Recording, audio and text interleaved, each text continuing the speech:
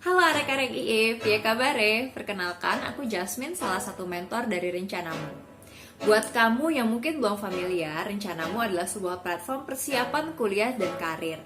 Di mana di rencanamu.id, kamu bisa nyobain berbagai macam tes pengenalan diri yang nantinya akan dicocokkan dengan karir apa nih, profesi apa yang sesuai dengan diri kita. Sehingga nggak ada lagi tuh yang namanya galau-galau karir atau galau-galau masa depan. Semuanya bisa kamu coba langsung di Rencanamu. Nah, aku mau ngucapin selamat ya untuk teman-teman yang sudah menjadi mahasiswa baru.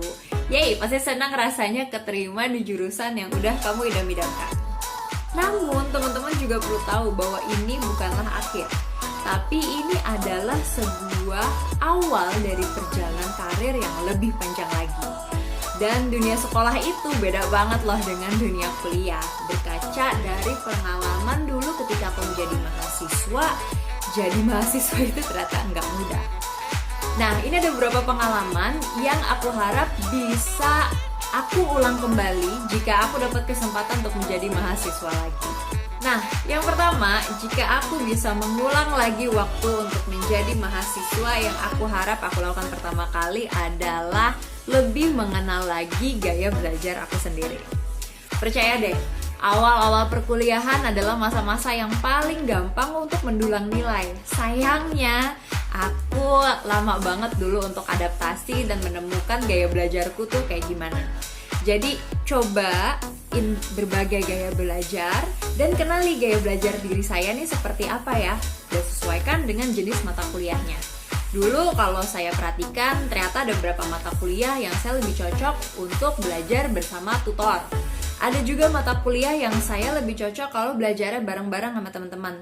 Tapi ada juga mata kuliah yang ternyata saya lebih cocok kalau belajarnya sendirian aja tuh di perpustakaan seharian. Nah, gaya belajar kamu yang mana? Yang kedua adalah untuk belajar hidup lebih mandiri lagi.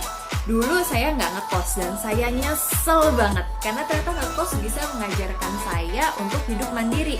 Terutama sih berasanya setelah kamu masuk ke dunia kerja, dimana kamu harus terbiasa hidup jauh nih dari orang tua. Lalu kamu juga harus mengatur sendiri makan seperti apa, gimana kapan mau nyuci baju, lalu bersih-bersih kamar tuh gimana. Dan juga berasa banget ketika kita mengatur uang. Nah, yang saya alami dulu ketika saya habis magang ataupun saya habis kerja freelance, itu biasanya hasil uangnya ya udah menguap aja dipakai untuk entah apaan.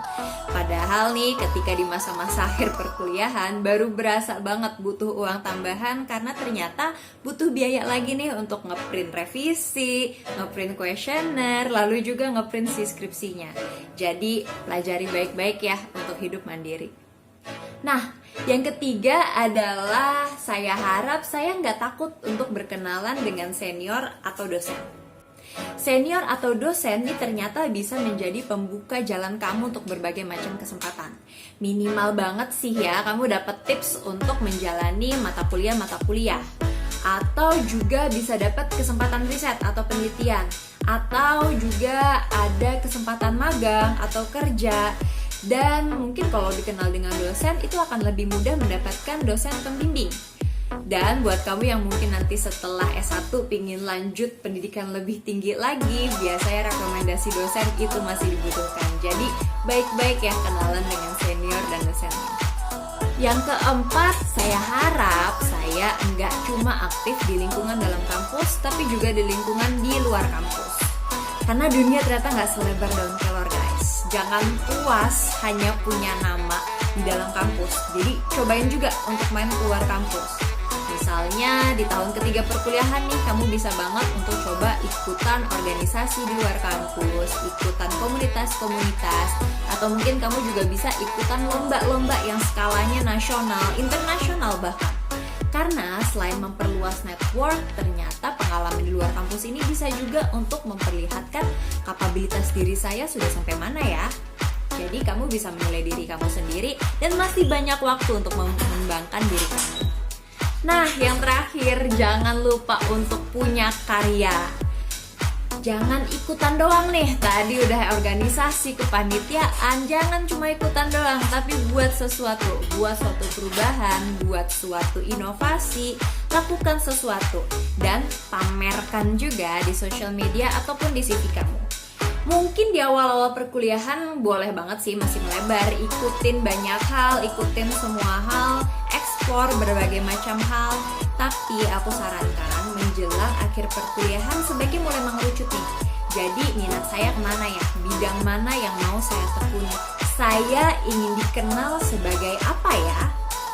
Nah, jadi mengetahui harus mengerucut tersebut, mulailah dengan menentukan tujuan pasca kuliah. Setelah kuliah nih, saya ingin menjadi apa? Saya ingin bekerja di mana?